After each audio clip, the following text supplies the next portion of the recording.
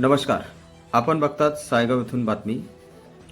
महाराष्ट्र राज्याचे उपमुख्यमंत्री अजितदादा पवार यांचे अपघाती निधन झाल्यामुळे महाराष्ट्रात एक दुःखाचं वातावरण निर्माण झालेलं आहे. एक मोठा नेता या महाराष्ट्राला सोडून गेला.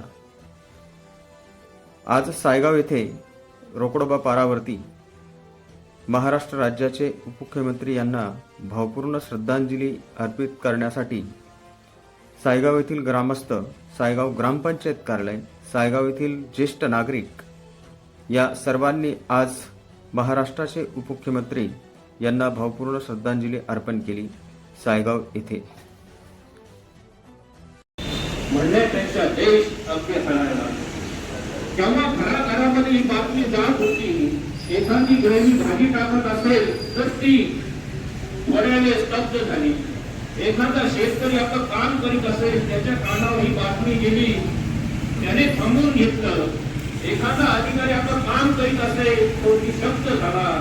या रूपाने संपूर्ण महाराष्ट्रात एक निशब्द झाला. अशा अजितदादांच्या विषयी एक प्रसंग जवळून पाहिले. प्रत्येकाच्या हृदयामध्ये तो कोणत्याही पक्षात असो, कुठेही असो, सर्वांच्या मनामध्ये दादांनी एक वेगळ्या प्रकारचं घर केलं होतं. या पाठीमागे त्यांची असलेली कामाची तत्परता, प्रशासनावर असलेली पकड,